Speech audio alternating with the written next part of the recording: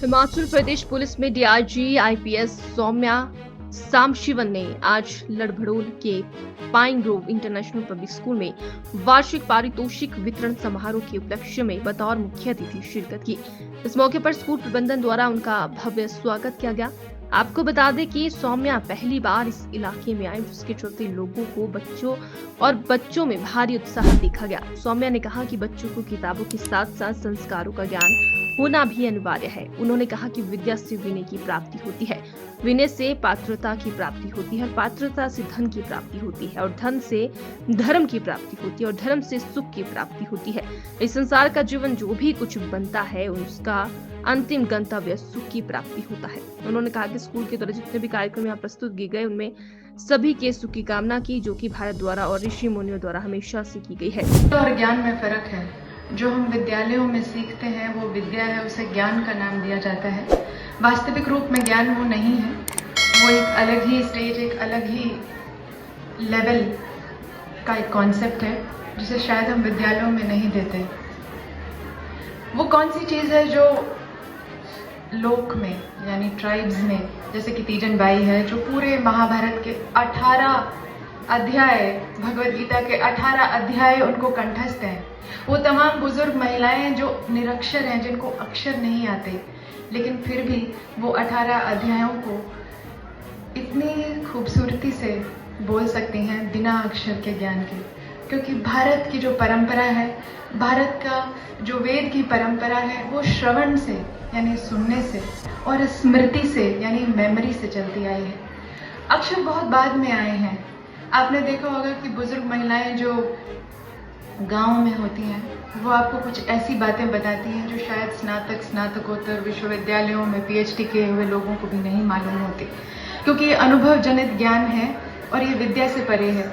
यहाँ पे जितनी भी माताएं बैठी हुई हैं, आपको कह देना चाहती हूँ कि आप विद्यालयों में अपने बच्चों को भेजते हैं, क्योंकि जब एक बच्चे का जन्म होता है तो सिर्फ अपने माँ के गर्भ से नहीं जन्म लेता, वो एक संस्कृति के गर्भ से भी जन्म लेता है। और उस संस्कृति के गर्भ से जब वो जन्म लेता है तो कला, ज्ञान, संस्कृति, आचरण सब कुछ इसमें सम्मिलित होता है। जो ज्ञान रखते हैं वो ज्ञान किसी काम का नहीं है। रावण का ज्ञान आचरण में कभी नहीं आ पाया, इसीलिए वो नाश का कारण बना, विनाश का कारण बना। विद्या ददाति विनयम, विद्या से ह्यूमिलिटी यानी विनय की प्राप्ति होती है। विद्या ददाति विनयम, विनयात् दयाति पात्रताम, विनय से, ह्यूमिलिटी से पात्रता की प्राप्ति होती है। पात्रत्वा धनमाप्नोति, धनात् धर्म तथा सुखम, पात्रता से धन की प्राप्ति होती है, धन से आप धर्म का कार्य करते हैं और धर्म से अंततोगत्वा आपको सुख की प्राप्ति होती है। क्योंकि इस विश्व का जो भी जीव है वो हर अपनी कोशिश से कुछ बनने का प्रयास करता है, लेकिन उसका अंतिम गंतव्य, उसका अंतिम लक्ष्य केवल सुख की प्राप्ति है। और आपने यहाँ कहा, जो जितने भी कार्यक्रम आपने यहाँ पर प्रस्तुत किए उसमें वसुधैव कुटुंबकम, ये सभी के सुख की कामना जो कि भारत हमेशा करता आया, हमारे ऋषि मुनि करते आए हैं, वही वास्तविक ज्ञान है जो परोपकार और विनम्रता में परिवर्तित नहीं होता। वो ज्ञान चाहे कितनी भी यूनिवर्सिटी से, कितनी भी बड़ी शास्त्री से, कितने भी बड़े ज्ञाता से लिया जाए, वो किसी भी काम का नहीं है। और यही कारण है मैं कहती हूँ कि जब भी आप विद्यालयों का चुनाव करते हैं या विद्यालयों में किसी भी तरह की शिक्षा देते हैं तो आप अपने ज्ञान को आचरण में परिवर्तित करने का प्रयास करें। आचरण के बिना किसी भी ज्ञान का कोई मूल्य नहीं होता। और जितनी भी हमारी लोक परंपराएं हैं, आप क्यों इस तरह के कार्यक्रम और एनुअल फंक्शंस करते हैं जो आपने कई युगों को साथ मिलाया, उसका मैं एक उदाहरण आपको देती हूँ। आरंभ है प्रचंड, जो पीयूष मिश्रा जी ने लिखा है। उसी महाभारत में आपने एक और चीज़ कही कि जब भी नारी का अपमान होता है या उसे ताकत के आधार पर प्राप्त करने का प्रयास किया जाता है तो सिर्फ मुट्ठी में राख आती है। ये चंद बरदाई जी पृथ्वीराज रासों में लिखते हैं, मानुष प्रेम भयो वैकुंठी, मनुष्य का जो प्रेम है वो वैकुंठ के समान है, ना ही तो है छार भर मुट्ठी, नहीं तो वो सिर्फ मुट्ठी भर राख है। तो आपने चंद बरदाई की पृथ्वीराज रासों से लेकर पीयूष मिश्रा तक यहाँ पर जोड़ा।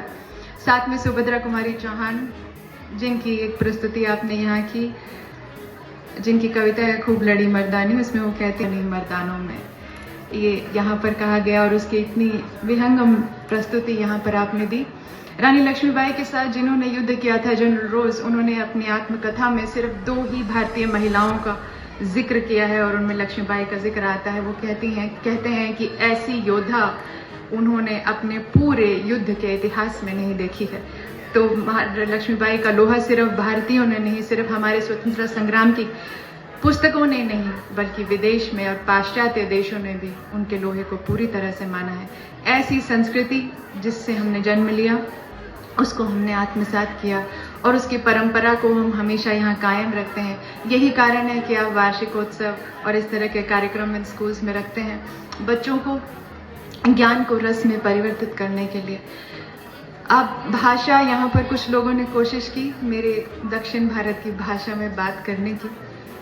भाषा का एक बहुत ही खूबसूरत उदाहरण आपको मैं देना चाहती हूँ, जो मेरा अपना ही जीवन है। जैसे कि उन्होंने बार बार कहा कि मैं केरल से ताल्लुक़ रखती हूँ और दक्षिण भारतीय हूँ, और यहाँ पर उन्होंने मेरी भाषा को बोलने का प्रयास किया। मेरी ये भाषा जो है, जो हिंदी है, वो केरल में नहीं बोली जाती और ना ही मेरे माता पिता इतनी अच्छी हिंदी बोल पाते हैं। तो आज इस भाषा को जो मैं बोल पा रही हूँ, इसका पुण्यदान मुझे मेरे शिक्षकों ने दिया है। उन्होंने ही मुझे सिखाया है। गुफ्तगू तूने सिखाई है कि मैं तो गूंगा था, अब जो बोलूँगा तो बातों में असर भी दे दे। इस प्रार्थना के साथ जो बुल्ले शाह भगवान को कहते हैं कि जब भी मैं भाषा को बोलता हूँ या अपने शब्द को अभिव्यक्त करता हूँ तो वो हृदय को चीरे, आत्मा को चीर दे, इस तरह की भाषा का मैं प्रयोग करूँ। तो बहुत योगदान है शिक्षकों का विद्या में, ज्ञान में, भाषा में, और आप अपनी इस ट्रांसफॉर्मेटिव पावर जो एक टीचर में होती है उसको पहचानें। और ठाकुर साहब बार बार बोल रहे थे कि छोटी सी जगह है, छोटी सी जगह है। जगह छोटी और बड़ी नहीं होती, लोग बड़े होते हैं।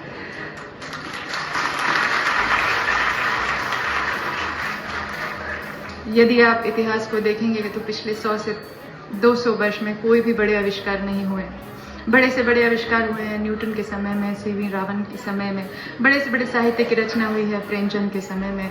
वो समय अभाव का समय था और उसके बाद भी वहाँ पर रचनाएं हुई, आविष्कार हुए।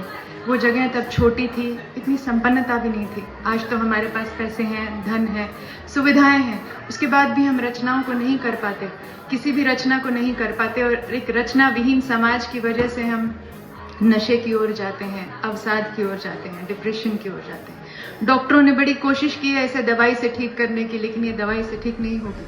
समाज जितना अधिक रचनात्मक होगा, जितना अधिक रस से भरपूर होगा, वो समाज उतना ही सुख को प्राप्त करेगा। आपको ये भी बता दूं, बहुत कम लोगों को पता होगा कि जो नाट्यशास्त्र है विश्व का, उसका उद्गम क्षेत्र भी भारत ही है। भरत मुनि के नव रसों में, जिसमें नृत्य और संगीत और नव तरह के भाव जो हैं, वो भारत ही उसका उद्गम है। हॉलीवुड ने आज एकेडमी अवार्ड्स को, जिसको ऑस्कर कहते हैं, भारत के विश्व के नृत्य और कला क्षेत्र में सबसे बड़ा माना है। लेकिन आपको ये सुनकर न केवल गर्व होगा, बल्कि आपको अपनी विरासत का ज्ञान होगा कि इस पूरे रस और भाव का उद्गम स्थान भारत ही है। और हम बहुत कृपा पात्र हैं इस तरह की धरती में जन्म लेने के लिए, जिन्होंने आविष्कार से लेकर रचना में सबसे अव्वल स्थान प्राप्त किया है।